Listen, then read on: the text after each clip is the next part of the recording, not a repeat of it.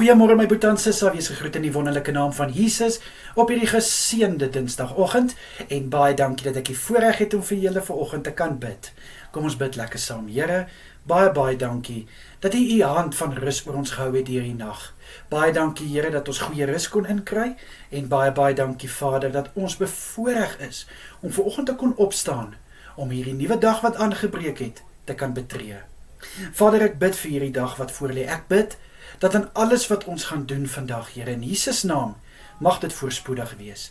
Ek bid, liewe Here, dat elke een se dag suksesvol sal wees. Vader, ek bid vir innerlike versterking en vir insig in alles wat vandag voor lê. Asseblief, liewe Here. Vader, sal U ook asseblief elke een beskerm deur hierdie dag.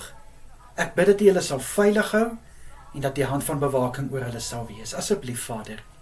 In Jesus Christus se kosbare naam is dit my gebed vanoggend. Amen en amen.